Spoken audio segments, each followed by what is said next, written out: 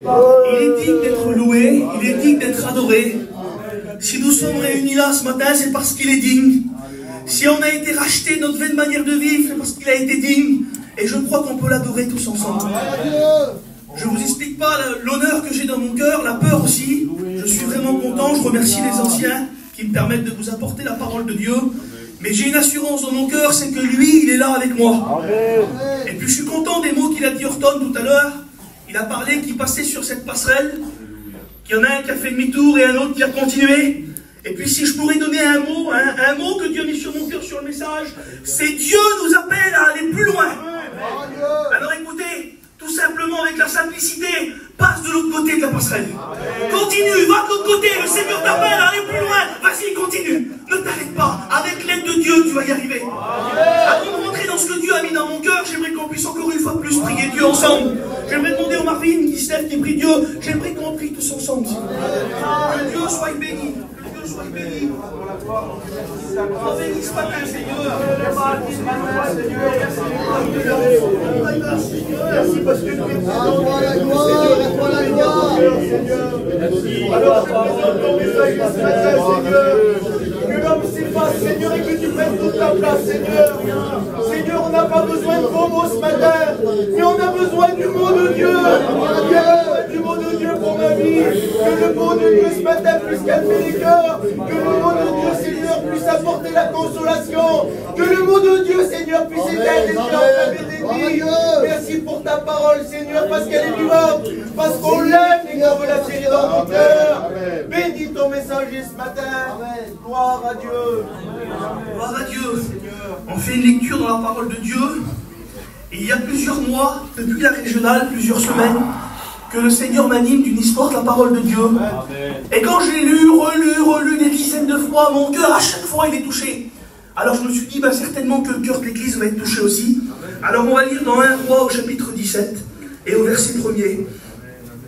Élie, l'un des habitants de Galaad, dit à Akab, le roi, « L'Éternel est vivant, le Dieu d'Israël dont je suis le serviteur. Il n'y aura cette année-ci ni rosée, ni pluie, sinon à ma parole. » Et la parole de l'Éternel fut adressée à Élie en ces mots. « Pars d'ici, dirige-toi vers l'Orient, et cache-toi près du torrent Kirit, qui est en face du Jourdain. Tu boiras de l'eau du torrent, et j'ai ordonné au corbeau de te nourrir là. » Il partit et fit selon la parole de l'Éternel. Il alla s'établir près du torrent de Kirit, qui est en face du Jourdain. Les corbeaux lui apportaient du pain et de la viande le matin, et du pain et de la viande le soir, et il buvait de l'eau du torrent. Mais au bout d'un certain temps, le torrent fut à sec, car il n'était point tombé de pluie dans le pays. Amen. Gloire à Dieu. Écoutez, il va avoir une famine qui s'annonce dans le pays. Il va avoir une famine que le Seigneur va parler à Élie qui va arriver. Et puis là, dans la parole de Dieu, ça demande que dans la famine, l'Éternel, il parle. Il est en train d'annoncer un message. Mais il y a deux messages qui se font retentir dans le cœur d'Élie. Il y a deux messages qui sont annoncés. Et puis il y a un premier message qui est annoncé à Élie. C'est un message qu'il reçoit pour pouvoir transmettre. Et puis c'est souvent de fois ces messages-là que nous on reçoit. Que ce soit pour les prédicateurs un message qu'on reçoit pour transmettre à l'église, que ce soit pour un témoignage, que Dieu met un mot sur nos cœurs, un chant de cantique, le don de prophétie, on reçoit souvent des messages qu'il faut qu'on transmette. Et il transmet le message à Akab. Mais tout de suite derrière, il y a un deuxième message. Et ce message-là, c'est pas un message à transmettre. C'est pas un message à donner aux autres, c'est un message que Élie reçoit pour lui personnellement. Et bien j'aimerais vous dire que ce matin, c'est pas un message à transmettre que vous aurez, mais c'est un message qui va s'adresser à toi personnellement. C'est un message que Dieu veut parler à toi personnellement dans ton cœur. Mais quel est ce message? Eh bien il est simple.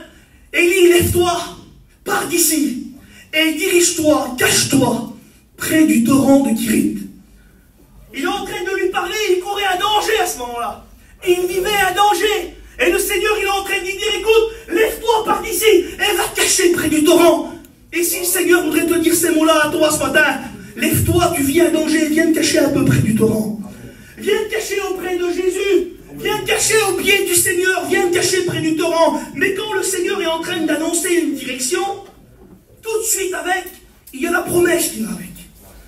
Parce que le Seigneur, il n'envoie pas quelqu'un comme ça, dans le flou, dans le néant, il lui fait la promesse qui suit tout de suite derrière. Écoutez la promesse qu'il lui fait. Il lui dit, va au torrent Tirith, cache-toi, mais j'ai ordonné à des corbeaux de te nourrir là. Amen. Le Seigneur, il lui fait la promesse que s'il part, s'il va au torrent Tirith, il aura de quoi se nourrir là-bas. Mais Seigneur, et il lui dit bien à ce moment-là, j'ai ordonné aux corbeaux de te nourrir là. Il y a un endroit précis où Dieu veut bénir. Amen. Il y a un endroit précis où Dieu veut nourrir. Et je regardais dans la parole de Dieu. Je dis, Seigneur, la Bible, elle est quand même remplie de petits détails. Seigneur, t'attaches de l'importance à ces détails-là. Et je lisais un peu toute dans la parole de Dieu. Je voyais le psaume 133. Il est doux, il est agréable pour des frères de demeurer ensemble. Amen. Car c'est là que Dieu envoie la bénédiction. Et il dira aussi dans les Actes des Apôtres au chapitre 1, ne vous éloignez pas de Jérusalem, parce que c'était là que Dieu voulait envoyer la promesse. On dirait que Dieu apporte de l'importance à des endroits. Eh bien, j'aimerais te dire ce matin, s'il y a bien un endroit où Dieu pourrait te nourrir, c'est à l'endroit où nous sommes ce matin. Tu es à la bonne place ce matin. Je ne sais pas si tu es venu avec des difficultés occultes, si tu voulais peut-être pas venir, mais j'aimerais te dire qu'à l'endroit où tu es, Dieu peut apporter la bénédiction ce matin. Et puis, qu'est-ce qu'il fait? C'est un homme de foi, lui. Alors il se lève et il part. Et quand il part, il va au torrent Tirith. Et à ce moment-là, il va commencer, écoutez, à dépendre de Dieu. Il va apprendre ou réapprendre à dépendre de Dieu. Et je pensais toute cette semaine, je pensais aux frères qui sont partis en Espagne au séminaire.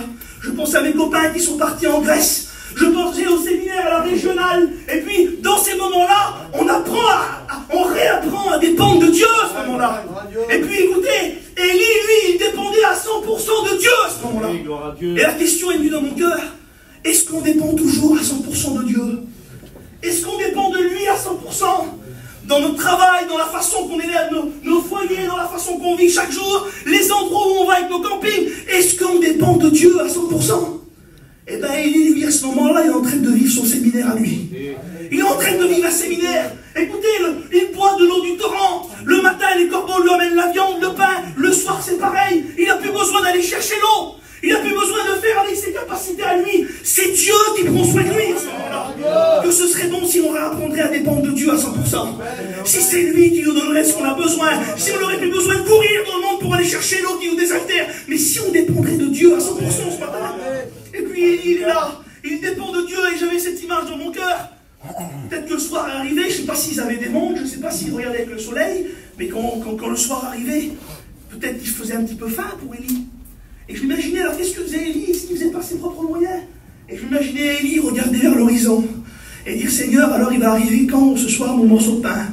Il va arriver à quel moment ce soir ma nourriture tu me donnes chaque jour? Eh bien écoute, ce matin je te dis ces mots. Arrête de regarder à tes capacités à toi, mais lève tes yeux vers le ciel. Regarde vers l'horizon et attends le pain qui vient de Dieu, parce qu'il va te l'apporter ce matin, que Dieu soit béni. Je passe vite. Écoutez, la Bible nous dit qu'il va s'établir autour. Il va aller s'établir. Et écoutez, le Seigneur, il lui parle. Il lui dit, va au torrent Tirith, cache-toi.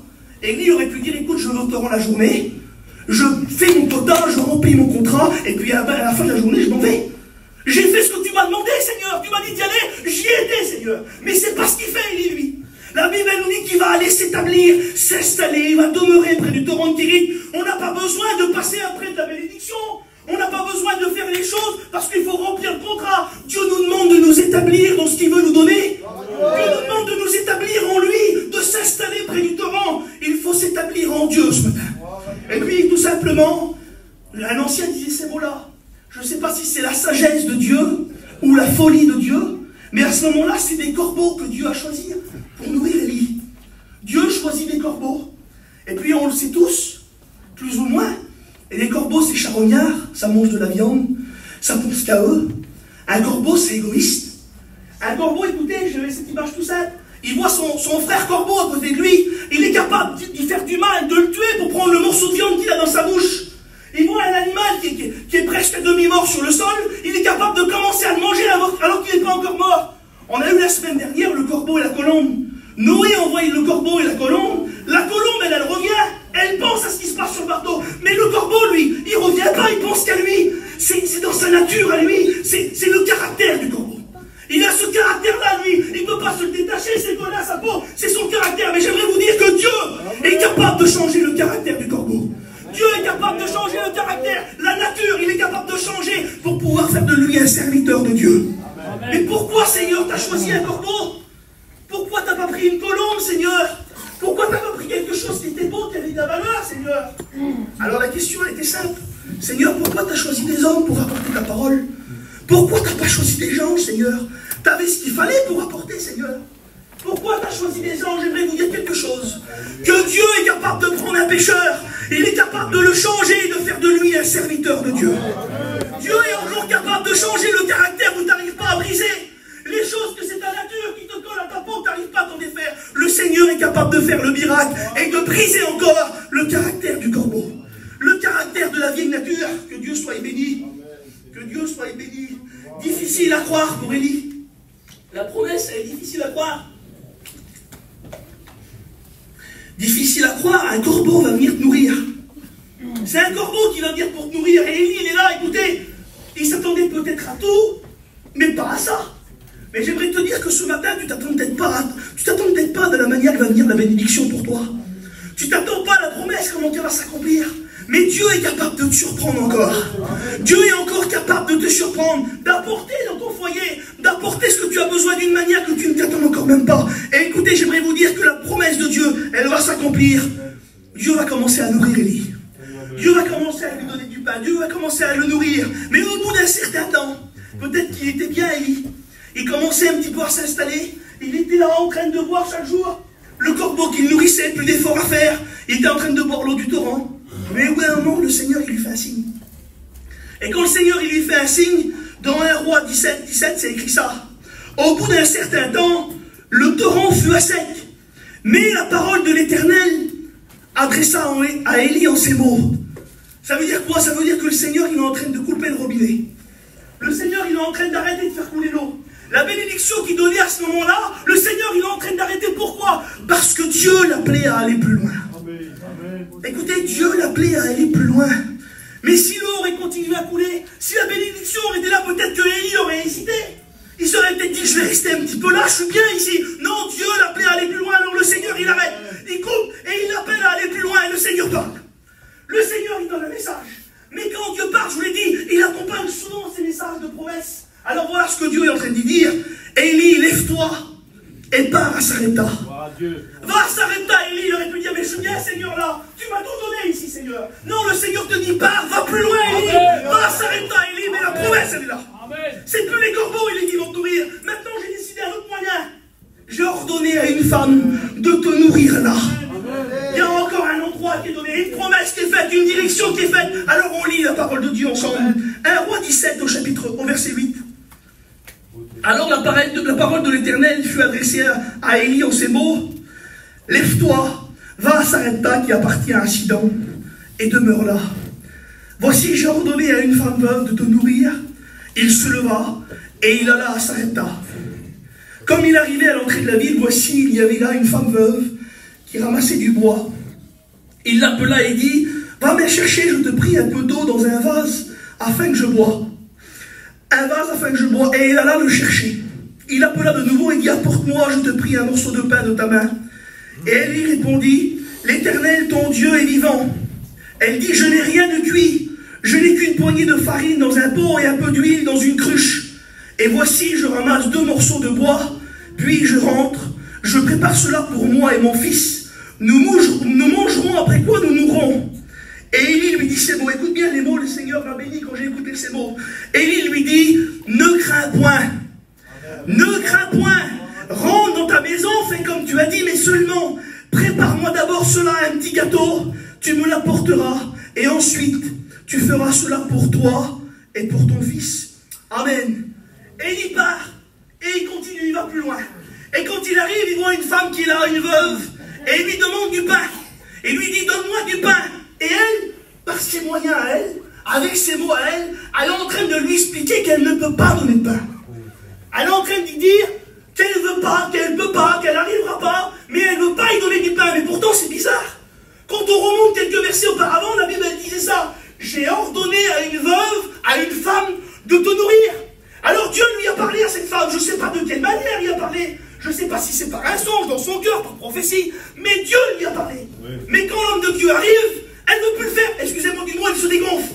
Elle a peur, elle dit qu'il n'y arrivera pas, elle n'a pas ce qu'il faut, elle explique par A plus B qu'elle ne peut pas le faire. Et puis à ce moment-là, Élie lui dit un mot. Et je vous l'ai dit, je l'ai répété 2 fois, c'est important. Il lui dit, ne crains point. N'aie pas peur. Alléluia. Tu m'expliques que tu ne peux pas me faire un morceau de pain. Tu m'expliques que tu ne peux pas me donner du pain. N'aie pas peur. Maintenant, je te demande autre chose. Je te demande que tu me donnes un gâteau. Alors, elle est simple, l'image. Mais au départ, il lui demande un simple morceau de pain. Elle dit qu'elle ne peut pas, qu'elle n'a pas ce qu'il faut. Tu dis que tu n'arriveras pas à faire ça. Alors écoute, non seulement tu feras du pain, mais tu me feras aussi un gâteau. Le Seigneur, il te dit ça ce matin à toi. Tu dis que tu n'y arriveras pas, que tu n'auras pas les forces, que tu n'as pas ce qu'il faut à la maison, tu n'as qu'un peu d'huile, tu n'as qu'un peu de farine. Le Seigneur est capable de te bénir au-delà de tes espérances. Le Seigneur est capable de te servir de toi, là où tu ne t'y attendrais même pas. Quand je vois certains visages devant moi, des hommes qui n'étaient pas du tout voués à ce qu'ils sont aujourd'hui. Aujourd'hui, on a des responsables responsables d'œuvre, des responsables d'église, des responsables de pays, des étudiants. Écoutez, Dieu est capable de bénir au-delà de ce que tu crois aujourd'hui. Et puis Élie est là. Et puis il demande le morceau de pain. Mais il y a une demande qui est un petit peu illogique. La demande, elle est un petit peu bizarre. Il dit, écoute, tu vas d'abord me donner pour moi. Ensuite, tu mangeras toi. Et après, tu donneras à ton fils. Et puis je pense que nous, on aurait plutôt dit, ben écoute Seigneur, non, on va d'abord donner à mon fils, qui est tout petit, qui est jeune, qui a besoin. Après, si vraiment tu me le demandes, je te donnerai à toi. Et après, je vais manger moi. Je mangerai ce qui va rester. Mais écoutez, nos pensées à nous, ce n'est pas les pensées de Dieu. Ce que Dieu pense, lui, c'est pas ce que nous on pense. Le Seigneur, lui, il veut d'abord pour lui. Et il veut d'abord qu'on lui donne le premièrement à lui. Ensuite, il faut que ce soit toi qui te nourris. Parce que si tu ne manges pas, tu ne pourras pas aller apporter le pain à tes enfants. Et il faut que tu lui donnes à lui, que lui il te remplisse, et qu'après tu vas donner dans ta maison quand tu rentreras. C'est comme ça que ça marche. Pas nos intérêts à nous d'abord, pas nos enfants d'abord, mais à Dieu soit le premièrement dans nos vies. C'est Dieu qu'il faut qu'il soit le premier dans nos vies. Voilà toute l'importance qu'il faut que tu te nourrisses aujourd'hui. Voilà l'importance de prendre la bénédiction, que Dieu soit à la première place. Mais toujours pareil, c'est suivi d'une promesse encore. Il ne la laisse pas comme ça, la petite veuve, il fait une promesse. Il dit, écoute, tu me donnes, tu nourris comme je te demande, mais voilà, l'huile qui est dans la cruche et la farine qui est dans le pot ne diminuera pas. Écoute, voilà la promesse que Dieu est en train de faire. Lorsque tu donneras tout à Dieu, lorsque tu donneras le meilleur de toi-même, le Seigneur te fera la promesse que rien ne manquera dans ta maison. Quelle beauté! Et là, juste tout de suite, il fait la première promesse de la pluie. Il dit, jusqu'au jour. Quelle beauté, Seigneur. Amen, il fixe un jour. Il est en train de fixer un jour, un temps que nous, on ne connaît pas, mais que lui, c'est jusqu'au jour où l'Éternel fera tomber la pluie sur la terre. Amen. Ça veut dire quoi? Ça veut dire qu'en ce moment, Seigneur, c'est pas facile de te donner un peu de pain. Seigneur, c'est pas facile d'aller nourrir dans ma famille. C'est pas facile de te suivre en ce moment. La cruche, il n'y a pas beaucoup d'huile dedans. C'est pas facile. Mais écoute, le Seigneur, il te fait cette promesse-là. Continue, va plus loin, persévère, parce que la pluie de la bénédiction, elle arrive. La pluie est en train d'arriver jusqu'à toi, mais il faut que tu continues, il faut que tu persévères, merci. Et puis là, écoutez, tout de suite derrière, je passe vite, tout de suite derrière, on voit que c'est pas la bénédiction qui vient. C'est pas la bénédiction, son fils, il va mourir. Il va perdre la vie, son fils. Alors, c'est bizarre, Seigneur, tu me promets une bénédiction, tu promets que ça va aller chez moi, et tout de suite, c'est la mort qui frappe. Et je pensais, ils l'ont rappelé des frères. Cet après-midi, il y a un jeûne et prière pour les rétrogrades. Certainement, dans ta famille, je ne joue pas le prophète, qu'il y a des personnes qui ont perdu la vie spirituellement. Ou alors peut-être que c'est toi ce matin qui est là et que spirituellement, la vie, elle est en train de s'éteindre. Mais qu'est-ce qu'elle fait, la femme? Elle le sait, elle. Elle le sait que Élie était capable de faire la promesse, que Dieu a été capable de bénir. Alors qu'est-ce qu'elle fait? Combien de fois vous avez vu Dieu agir? Combien de fois vous avez vu Dieu bénir? Alors on fait appel tout de suite à l'homme de Dieu.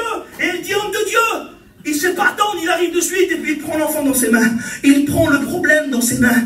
Est-ce que tu ne voudrais pas que Dieu vienne prendre ton problème dans ses mains aujourd'hui? Que le Seigneur il vienne prendre ton problème là? Et puis une image qui est toute simple, que nos anciens ont expliqué souvent de fois. La Bible nous dit que Élie va commencer à s'étendre sur l'enfant. Il va commencer à s'étendre sur l'enfant qui n'a plus la vie. L'enfant qui est parti, il s'étend sur lui. Alors ça veut dire quoi? Ça veut dire quoi s'étendre? Alors l'image elle est simple, vous l'avez peut-être déjà écoutée plein de fois, mais je l'ai sur mon cœur depuis le temps. Quand le Seigneur, quand Élie est en train de s'étendre sur l'enfant, il est en train d'écouter, de mettre ses yeux sur ses yeux. Et qui sait ce matin qu'il n'y aurait pas besoin que les yeux du Seigneur viennent se poser sur nos yeux à nous, afin de pouvoir voir comme lui voudrait qu'on voie. Je m'imaginais le front d'Élie sur le front de l'enfant, les pensées de Dieu qui sont posées sur nos pensées à nous. On sait que nos pensées de Dieu ne sont pas nos pensées à nous, mais si on pourrait réfléchir et avoir la vision que Dieu voudrait qu'on aille. Je pensais sa bouche sur sa bouche, ses mains sur ses mains, son cœur sur son cœur. On n'aurait pas besoin que le cœur de Dieu vienne se poser sur nos cœurs à nous, de pouvoir aimer comme lui il a aimé. Quelle beauté, Seigneur. Qui en a pas besoin ce matin? Qui n'aurait pas besoin écoutez, l'image est simple, que Dieu vienne s'étendre sur notre vie. Que Dieu étende ses bras et ses mains sur nos cœurs, que c'est beau. Et puis l'enfant revient à la vie. Alors écoute, pour toi, si tu fais confiance à Dieu, si tu laisses Dieu s'étendre sur ta vie, eh bien je le crois que Dieu est capable de ramener le rétrograde qui est dans ta maison. Le Seigneur est capable de bénir, on sait que tu t'attends même pas. Alors je vais plus loin, je passe vite. Et puis là, voilà, la Bible nous dit qu'il continue parce que c'est le thème du message. Il va plus loin. Et quand il va plus loin, je coupe au court.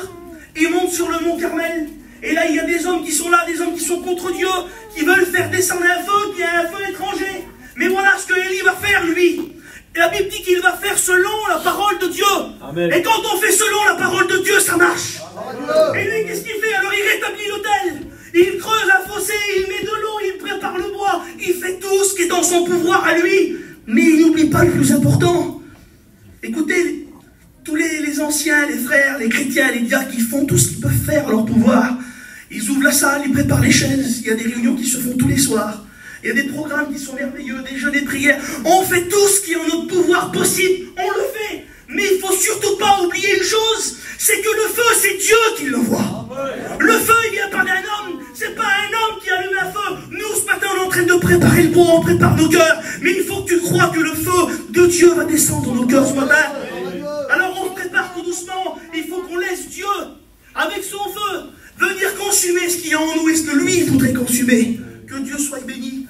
Et puis, le feu tombe. Et quand le feu tombe, la promesse de la pluie, elle n'est toujours pas arrivée. Alors, il est sur le Carmel. Et il dit un mot qui est merveilleux. Et ce mot-là, comme beaucoup de mots de la parole de Dieu, je fais que de dire ça ce matin, il a vraiment touché mon cœur aussi. Et il dit ce mot-là. Il dit, il se fait un bruit. Je le redis encore une fois. Il se fait un bruit. Et en ce moment, on écoute pas mal de bruit. On écoute des bruits. T'as vu là-bas? Eh bien, il y a eu une bataille. T'as vu là-bas, il paraît, le bruit sur le frère, le bruit sur la sœur. Et on écoute des bruits un peu de partout. T'as vu le bruit là-bas? C'est une catastrophe qui est en train de se passer. Mais là, c'est pas de ce bruit-là qu'Élie est en train de parler. C'est pas un bruit sur ses frères, c'est pas un bruit de parlement, c'est pas un bruit sur l'église, c'est pas un bruit sur le pasteur qu'il est en train d'écouter là. Il est en train de parler d'un bruit et il se fait un bruit. Écoute le bruit qu'il se fait ce matin dans l'église. Il se fait un bruit qui annonce la pluie. Amen. Alors je te le dis ce matin, le bruit que tu es en train d'entendre, ton cœur qui est en train de trembler peut-être à l'écoute de la parole, c'est le bruit que la pluie arrive sur ta maison. C'est le bruit de la bénédiction, quel beau bruit qui arrive. Quel bruit merveilleux! Et puis il regarde son serviteur et il dit va voir ce qui se passe de l'autre côté de la montagne. Va voir ce qui se passe là-bas. Et le serviteur il y va et puis il dit il se passe rien. Il n'y a rien. Mais Élie c'est un homme de foi lui. Il a la foi dans son cœur. Alors il dit retourne. Encore une fois de plus, va voir, retourne. Jusqu'à 7 fois il va dire retourne. Alors je te le dis à toi mon frère, ma soeur. T'as essayé de jeûner depuis des mois et des mois, ça marche pas. Retourne. Continue. Mon frère, tu combats pour ton foyer, ça marche pas. Retourne, continue. Le Seigneur, il te dit, il t'a fait la promesse, continue. Retourne. Jusqu'à temps que ça marche, retourne. C'est bon, Seigneur. Et le serviteur, il revient. Il est vraiment pas confiance à rien pour lui. Et il dit, Élie, il sait même pas ce qu'il veut le dire.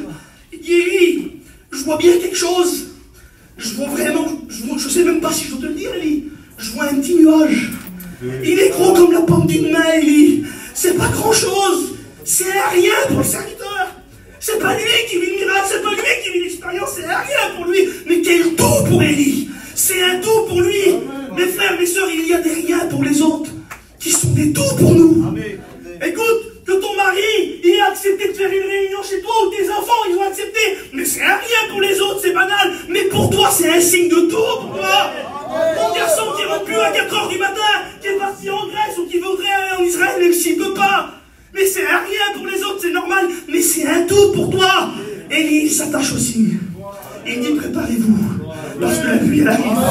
C'est un tout pour lui, il y a des liens pour les autres qui sont des grands signes pour toi. Ça va bouger dans ton foyer. Ça va marcher. La pluie est en train d'arriver. Alors écoutez, le rien pour les autres, il est là.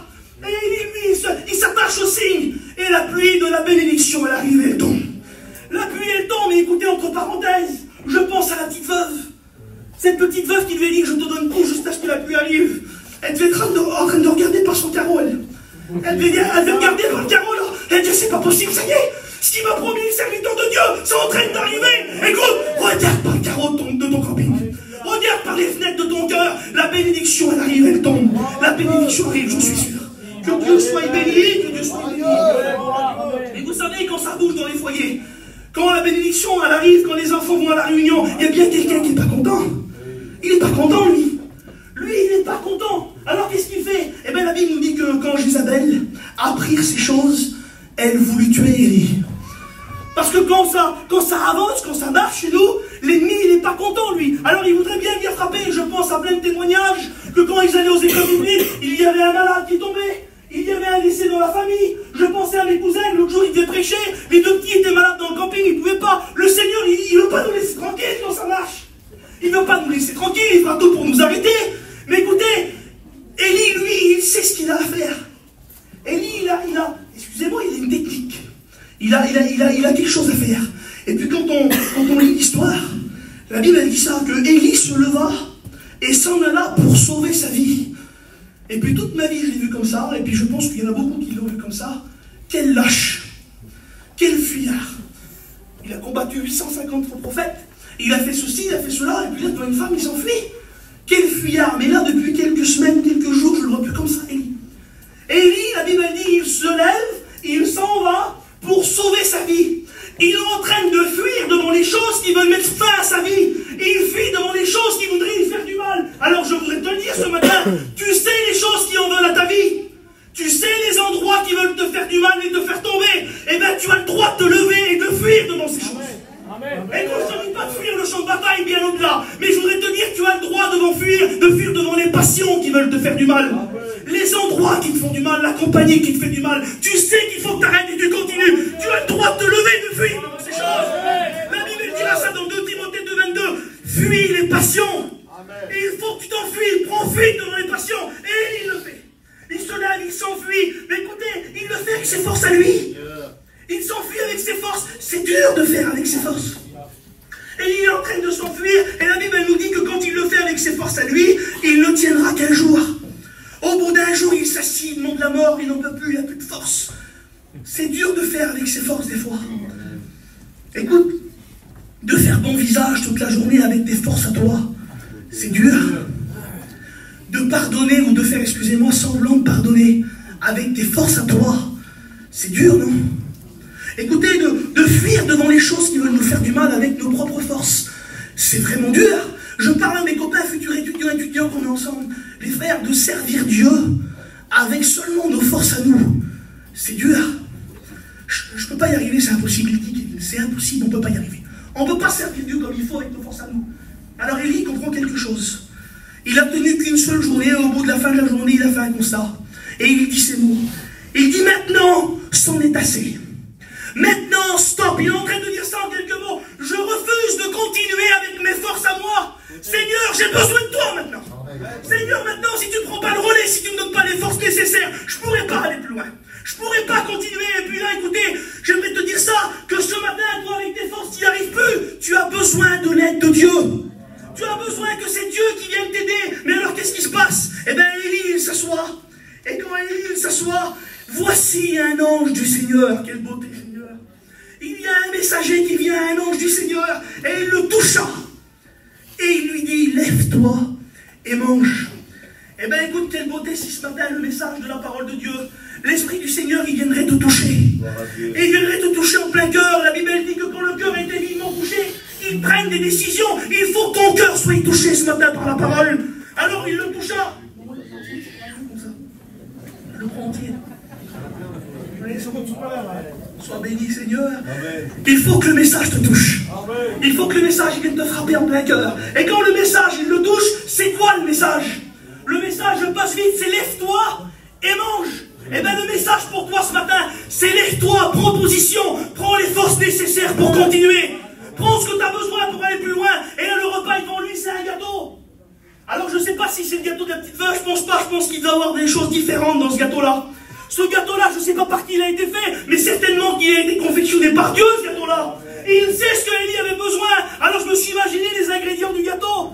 C'est quoi qu'il y a dedans le gâteau là? Eh bien je te le dis pour toi ce matin, les ingrédients du gâteau que Dieu voudrait te donner, c'est de la force, c'est du courage, c'est du zèle, c'est de l'amour, c'est de l'onction, c'est du pardon, c'est de ces choses-là que tu as besoin pour aller plus loin. Je peux te dire, c'était impossible pour lui. L'ange dit le chemin est trop long pour toi. C'est vrai que c'est trop long pour toi. C'est vrai que tu n'y arriveras pas. Mais il faut que tu prennes le gâteau, parce que tout ce qui est impossible aux hommes, c'est possible à Dieu. Prends le gâteau, nourris-toi, et puis écoutez, avec ses forces à lui, il a marché un jour. Avec les forces de Dieu, avec le gâteau de Dieu, il a marché 40 jours sans boire et sans manger. C'est pas un miracle. C'est pas un miracle. Tu dis que c'est impossible, oui c'est impossible, mais le miracle de Dieu c'est possible pour toi. Il faut que tu manges. Alors écoutez, si tu te nourris, tu repartiras avec tes forces. Je passe vite et je termine là-dessus. Excusez-moi si j'ai été long. La Bible nous dit que Élie, lui qui était en miettes, il passe par le mont Horeb. Le Seigneur lui parle d'un murmure doux et léger. C'est béni, il est en train de reprendre des forces. Il a mangé le gâteau de Dieu, il a tout fait, il est bien, il revient bien. Et qu'est-ce qui se passe? La Bible nous dit que Élie, au bout d'un moment, il va se retrouver avec un étudiant. Il va se retrouver avec un jeune serviteur qui est avec lui, un jeune prophète. D'un homme qui était en miettes, excusez-moi, il se retrouve à être celui qui aide les autres. Eh bien, c'est possible pour toi personnellement. Toi qui étais fatigué, qui étais chargé, si tu viens et que tu te nourris de Dieu, tu pourras être celui qui aide dans ton foyer. Tu pourras être celui qui aide tes enfants. Et puis là, il se retrouve avec Élisée. Le jeune Élisée qui est avec lui. Écoutez, Élisée, lui, il avait tout. Il avait des parents riches. Il avait tout ce qu'il fallait. Il avait une situation. Il était chez ses parents. Mais quand je passe vite, quand Élie passe, lui, il laisse tout tomber. Il fait un sacrifice et il le suit. Il va suivre Élie. Et puis, je me suis fait cette réflexion dans mon cœur. Il était en train de marcher dans les empreintes de pas d'Élie. Il était en train de suivre Élie sur le chemin. Mais alors, qu'est-ce qui est en train de se passer? Et là, la réflexion s'est faite. Certainement les amis de la famille qui devaient être là.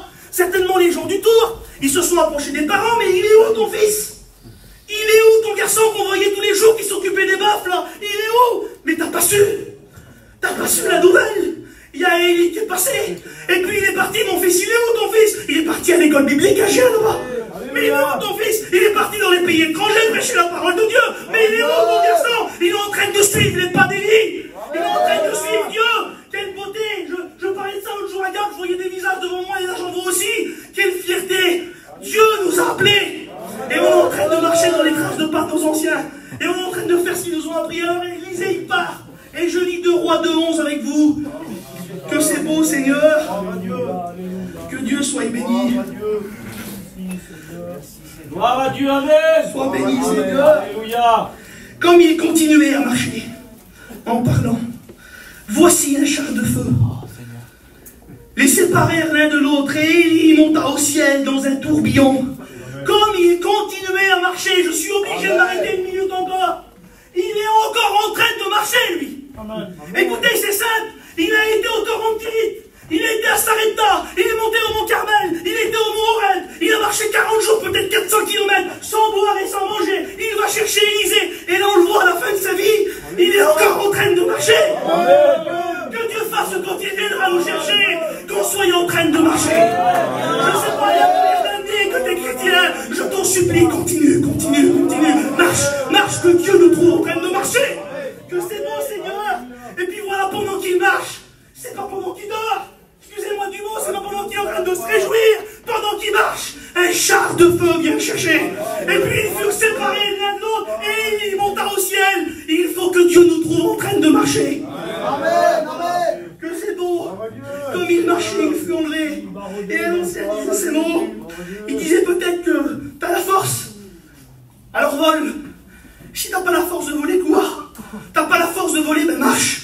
Mais j'ai pas la force de marcher. T'as pas la force de marcher. Eh ben rampe alors. Mais avance, avance, avance. Continue, la pluie elle arrive. La bénédiction est en train d'arriver. Je termine avec ces mots-là. Écoutez, quand Élie va être enlevé, il va laisser tomber son manteau. Et quand le manteau d'Élie va tomber, Élisée, lui, à son tour, avait besoin de relever le manteau d'Élie. Il fallait qu'il relève le manteau de la bénédiction. bénédiction ce matin. Alors écoute ce qui se passe. Il avait besoin de relever le manteau de la bénédiction, mais quand le manteau tombe, il faut qu'il prenne les forces qu'il y a dans le manteau, parce qu'il y a des forces pour lui dans le manteau. C'est un symbole. Et je me posais la question, je vous la pose avant, on fait la réunion ensemble. Qui aurait besoin de relever le manteau d'Élie ce matin? Qui aurait besoin de relever le manteau de la force, le manteau de l'onction, avec toutes ses conséquences? Parce qu'il y avait des conséquences au travers du manteau. Mais il y avait une condition pour ça. On ne relève pas le manteau n'importe comment. Écoutez, excusez-moi du mot, pour relever le manteau à la bénédiction, il y a une condition. Il va d'abord falloir que Élisée, il arrache son propre manteau à lui. Et quand il va déchirer ses vêtements, quand il va arracher son manteau, à ce moment-là, il va pouvoir revêtir le manteau qu'Élie lui avait donné. Et bien écoutez, tout simplement, Dieu nous appelle à déchirer le manteau à nous ce matin. Dieu appelle à déchirer le caractère du corbeau. Dieu nous appelle à déchirer qui nous sommes, le caractère qui nous colle la peau. Tu ne pourras pas prendre le manteau de la bénédiction si tu gardes le manteau que tu as sur toi depuis tant d'années. Écoutez, il aurait pu garder son nom. Je vous dis ça, je parle à moi-même. Je pouvais garder mon nom, qui je suis, mes coutumes, mes traditions, ce qu'on m'a appris, mon manteau à moi. Et puis d'un seul coup, je prends l'autre manteau qui tombe, le manteau du ministère, et je revête le manteau du ministère par-dessus. Ça marche pas comme ça. Ça marche pas comme ça. T'es un diable, tu prends le manteau du diable, mais en dessous, t'as gardé ton manteau à toi. Ça marche pas comme ça. T'as le manteau de la chrétienne, mais en dessous, il y a le manteau de toi. Ça marche pas comme ça. Il faut d'abord que tu déchires ton propre manteau. Il faut que tu déchires ta propre nature. Et là, tu pourras revêtir le manteau que Dieu veut te donner. Mais comment faire pour déchirer son manteau? C'est quoi le manteau que Dieu veut nous donner? Tu me parles d'un manteau, c'est symbolique. C'est un symbole, le manteau. Mais alors écoute, Joël de 13 nous donne la solution. Il nous dit comment faire pour déchirer le manteau. Je repose la question. Est-ce que vous êtes sûr, j'ai écouté plein d'amens tout à l'heure, que vous êtes prêts à déchirer le manteau ce matin? Est-ce que tu es prêt à déchirer le manteau que tu aimes tant? Le manteau qui a des années que tu as sur toi, que tu chéris, que tu nettoies, que tu prends soin. Est-ce que tu es prêt à le déchirer? Alors écoute ce que Joël de 13 nous dit. Il dit, déchirez vos cœurs et non vos vêtements. Je le redis encore une fois. Déchirez vos cœurs et non vos vêtements. Ça veut dire quoi? Excusez-moi. Eh bien, il y en a marre qu'on déchire nos vêtements. Il y en a marre que seulement en apparence, on essaye de déchirer les vêtements pour faire beau devant les autres, de soigner l'apparence, de soigner du dehors. Le Seigneur, il te dit, il est plus temps aujourd'hui de déchirer ton vêtement, mais c'est ton cœur qu'il faut que tu déchires. C'est ton cœur qu'il faut que tu arraches et que tu répandes devant moi. C'est ton cœur, c'est toi qui vis le problème. C'est toi qui vis le besoin. Arrête de prendre soin de ton apparence. Le Seigneur, l'apparence, il en a que faire. Tu sais t'en occuper de ton apparence, toi. Maintenant, déchire ton cœur devant Dieu. Et il faut déchirer son cœur devant Dieu. Et écoutez, le texte dit qu'il faut répandre son cœur devant Dieu. Il faut déchirer son cœur. Et c'est ce que Dieu nous appelle à faire. Alors je renouvelle un peu cet appel que j'ai fait tout à l'heure. Qui ne veut pas simplement déchirer son vêtement en apparence en disant, Seigneur, je fais une belle prière. Seigneur, tu vois, je prophétise 2 fois dans le mois. Non, Seigneur, c'est mon cœur que je veux déchirer. Alors je te demande, tu voudrais déchirer ton cœur devant Dieu, répondre ton besoin devant Dieu. Alors je vais arrêter là. J'aimerais qu'on puisse prier le Seigneur tous ensemble. Mais j'aimerais en 30 secondes te rappeler ce qui a été dit ce matin. Je ne sais pas de quoi tu as besoin, je vois. Mais voilà ce qui a été parlé. Peut-être que tu as besoin de te cacher près du torrent qui rit et réapprendre à dépendre de lui. Le message était pour toi. Peut-être que tu as besoin d'apprendre à donner premièrement à Dieu. Ou alors peut-être qu'il faut que tu laisses le feu venir consumer ce qui ne va pas dans ton cœur.